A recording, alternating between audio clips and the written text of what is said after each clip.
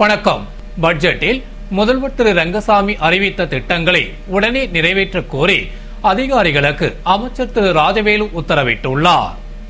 புதுவை அரசின் சமூக நலத்துறை, ஆதி திராவிடர் நலத்துறை, மகளிர் மற்றும் குழந்தைகள் மேம்பாட்டுத்துறை மூலம் செயல்படுத்தப்படும் பல்வேறு சமூக நலத்திட்டங்கள் மக்களுக்கு விரைவாக சென்றடைவது குறித்த ஆய்வுக் கூட்டம் நலம் மற்றும் சுற்றுலாத்துறை அமைச்சர் திரு ராஜவேலு தலைமையில் நடைபெற்றது.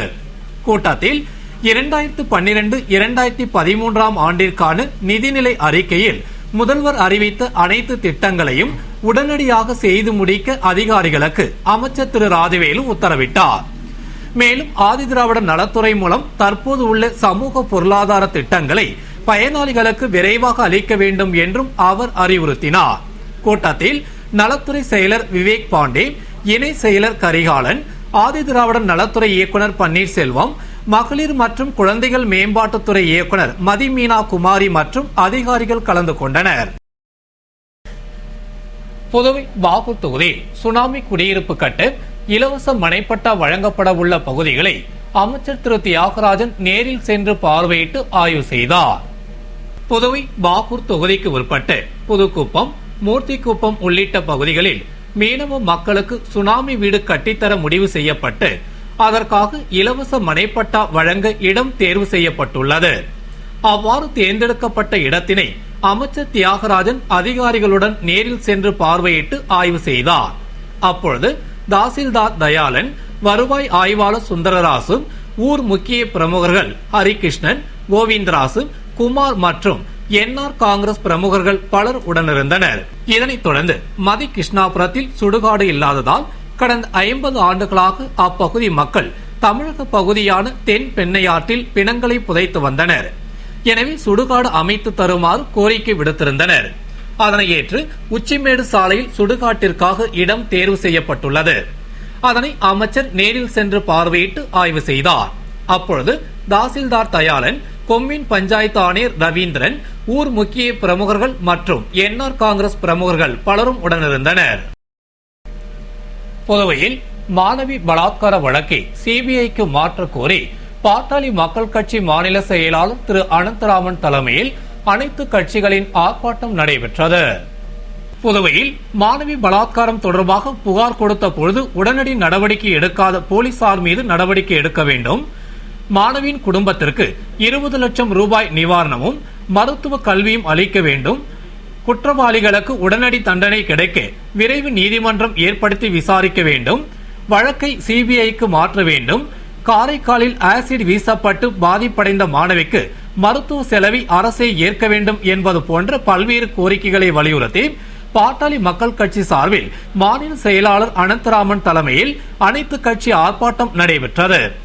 அண்ணா சிலை அருகே நடைபெற்ற ஆர்ப்பாட்டத்தில் பாட்டாளி மக்கள் கட்சி நிர்வாகிகள் ராமகிருஷ்ண கவுண்டர், வடிவேலு, ரவி, மறுமலர்ச்சி திராவிட முன்னேற்ற கழக ஹேமா பாண்டுரங்கம், தேமுதிக செல்வம் என்கின்ற செல்வராஜ், தேசியவாத காங்கிரஸ் சுந்தரமூர்த்தி, பகுஜன் சமாஜ் கட்சி சோமசுந்தரம், விடுதலை வேங்கைகள் மங்கையர் செல்வன், திராவிட விடுதலை கழக லோக் ஐயப்பன், வன்னியர் சங்கம் வேணுகோபால், தந்தை பெரியார் திராவிட கழக ரவி மற்றும் 5வது தூண், தமிழர் களம், பெற்றோர் ஆசிரியர் கழகம் உள்ளிட்ட பல்வேறு அமைப்புகளை சேர்ந்தவர்களும் பங்கேற்றனர். புதுவை நெல்லித்தோப்பு ஏஜேகே கோச்சிங் சென்டரில் பொங்கல் திருநாளை முன்னிட்டு முன்னாள் நகரமன்ற துணைத் தலைவர் திரு ஜான்குமார் தலைமையில் சமத்துவ பொங்கல் விழா கொண்டாடப்பட்டது. புதுவை நெல்லித்தோப்பில் உள்ள ஏஜேகே கோச்சிங் சென்டரில் பொங்கல் திருநாளை முன்னிட்டு சமத்துவ பொங்கல் விழா மிக சிறப்பாக கொண்டாடப்பட்டது. ஏஜேகே கோச்சிங் சென்டர் நிறுவனரும் முன்னாள் நகரமன்ற துணைத் தலைவருமான திரு ஜான்குமார் தலைமையில் நடைபெற்ற விழாவில் திரு ஜான்குமாரின் துணைவியார் லதா ஜான்குமார் கலந்து கொண்டு விழாவினை துவக்கி வைத்தார். மற்றும் சிறப்பு அழைப்பாளராக திரு ஜான்குமாரின் தாயார் லூர்து மேரி அம்மையார் கலந்து கொண்டு சிறப்பித்தார். விழாவில் சமத்துவ பொங்கலிட்டு கரும்பு போன்ற பூஜை பொருட்களை வைத்து சிறப்பு வழிபாடு நடைபெற்றது. மற்றும் அனைவருக்கும் சர்க்கரை பொங்கல் வழங்கப்பட்டது. விழாவில் முன்னதாக ஆசிரியர் சரளா வரவேற்று பேசினார். இதில் ஏஜேகே கோச்சிங் சென்டரை சேர்ந்த டைலரிங் மற்றும் அழகுக்கலை மாணவ மாணவியர்கள் பலரும் கலந்து கொண்டனர். அரசு ஊழியர்களை என்ஆர் காங்கிரஸ் அரசு அலைக்கழிப்பதாக கதிர்காமம் வட்டார காங்கிரஸ் தலைவர் ஏகேடி ஆறுமுகம் குற்றம் சாட்டியுள்ளார். இது குறித்து கதிர்காமம் வட்டார காங்கிரஸ் தலைவரும் இந்திரா நகர் தொகுதி பொறுப்பாளருமான ஏகேடி ஆறுமுகம் கூறுகையில், என்ஆர் காங்கிரஸ் அரசு பொறுப்பேற்ற நாள் முதல் அரசு ஊழியர்கள் தொடர் பாதிப்பிற்கு உள்ளாகி வருகிறார்கள் என்றும், அரசு ஊழியர்களுக்கு நிலுவைத் தொகை 3 ஆண்டுகளில் 3 தவணையாக வழங்கப்படும் என்ற ஆணையால் நிலுவைத் தொகையை நம்பி மகன் திருமணம், வீடு கட்டுதல் போன்றவற்றுக்கு வாங்கிய கடனை அடைக்க திட்டமிட்டு வைத்திருந்தவர் ஏமாற்றம் அடைந்தனர் என்றும், அரசு ஊழியர்களின் உழைப்பை வாங்கிக் கொண்டு ஊதியம் கொடுக்க மட்டும் நிதி பற்றாக்குறை என்பது நியாயமல்ல என்று குற்றம் சாட்டினார். மேலும் கல்வியில் புதுவை சிறந்து விளங்கிட முக்கிய பங்காற்றிடும் ஆசிரியர்களுக்கு ஏசிபி எம்ஏசிபி வழங்க இடர்பாடுகளை செய்து வரும் அரசு அதிகாரிகள் கண்டிக்கத்தக்கவர்கள் என்றார். தொடர்ந்து புதுவை போலீசாருக்கு வழக்கம் போல் பொங்கல் பண்டிகைக்கு முன்பு வழங்கப்படும் விடுமுறை இழப்பீடு தொகையை வழங்காமல் உள்ளதால் 24 மணி நேரமும் மக்களுக்காகவும் அவர்களின் பாதுகாப்பிற்காகவும் உழைக்கும் போலீசார் பரிதவிப்பில் உள்ளனர் என்றார். எனவே 13வது மாத சம்பளத்தை காவலர்களை அலைக்கழிக்காமல் மன உளைச்சலுக்கு ஆளாக்காமல் வழங்க நடவடிக்கை எடுக்க வேண்டும் என்று கூறினார். மேலும் முதல்வரின் தொகுதிக்கு உட்பட்ட சண்முகாபுரத்தில் அங்கன்வாடி மையத்தின் மேல்தளம் இடிந்து விழுந்ததால் அங்கன்வாடி ஊழியர் பாதிக்கப்பட்டுள்ளனர். எனவே அரசு பணத்தை செலவழித்து கட்டப்பட்ட பல கட்டிடங்கள் திறப்பு விழா செய்யாமல் பூட்டி கிடக்கும் நிலையில் அங்கன்வாடிக்கு வேறு கட்டிடம் ஏற்பாடு செய்து கொடுத்திருக்கலாம் என்றும், புதுவையில் பாலியல் பலாத்காரம் போன்ற விரும்பத்தகாத சம்பவங்கள் நடைபெறாமல் இருக்க மாணவ மாணவியர்களுக்கு கவுன்சிலிங் வைத்து நல்ல ஒழுக்கத்தையும் பண்புகளையும் கற்றுத்தர வேண்டும் என்றும், அதுபோன்று உங்கள் பணம் உங்கள் கையில் திட்டத்தில் என்னென்ன சான்றிதழ்கள் வழங்க வேண்டும் என தெரியாமல் ஆதார் அட்டை கிடைக்காமல் மக்கள் அலைகழிக்கப்படுவதால் பள்ளிகளில் சிறப்பு முகாம் நடத்தி ஆதார் அட்டையை வழங்க கல்வித்துறை முயற்சி எடுக்க வேண்டும் என்றும் அவர் கூறினார். புதுவை சுகாதாரத்துறை சார்பில் நடைபெறவுள்ள பேச்சு மற்றும் கட்டுரை போட்டிகளுக்கு பள்ளி கல்லூரிகளிலிருந்து விண்ணப்பங்கள் வரவேற்கப்படுவதாக இயக்குனர் ராமன் தெரிவித்துள்ளார்.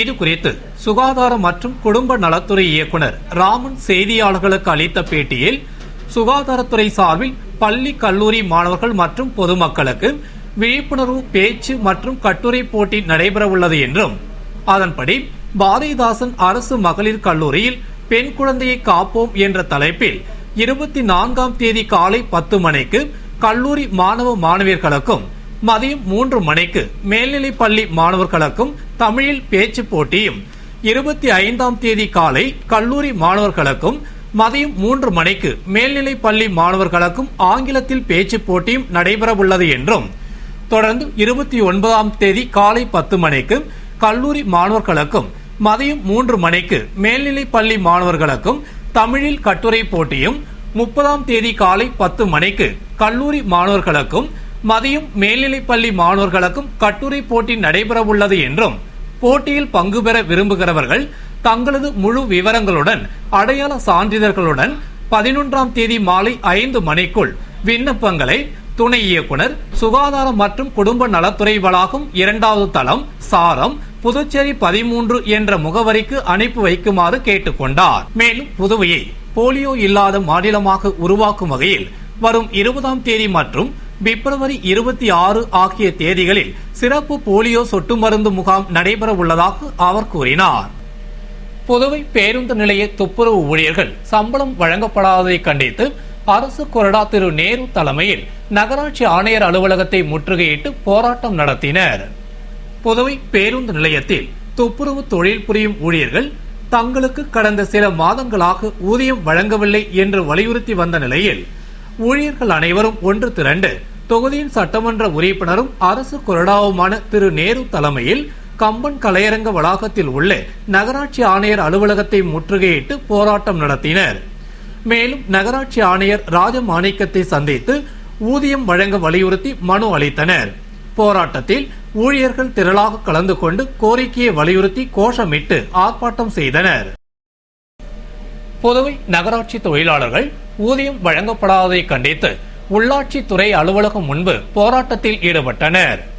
புதுவை நகராட்சி ஊழியர்களுக்கு டிசம்பர் மாதம் சம்பளம் வழங்காததை கண்டித்து முனிசிபல் தொழிலாளர் கூட்டமைப்பினர் உள்ளாட்சித்துறை அலுவலகம் முன்பு கூட்டமைப்பு தலைவர் விநாயகவேல் தலைமையில் துணைத் தலைவர் ராதாகிருஷ்ணன், அமைப்பு செயலாளர் வேளாங்கண்ணிதாசன், இணை செயலாளர் இருசப்பன் உள்ளிட்டோர் முன்னிலையில் போராட்டத்தில் ஈடுபட்டனர்.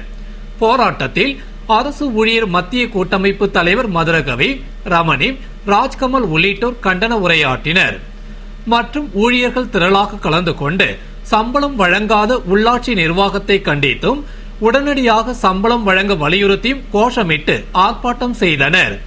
நிறைவில் கூட்டமைப்பு செயலாளர் உதயகுமார் நன்றி கூறினார்.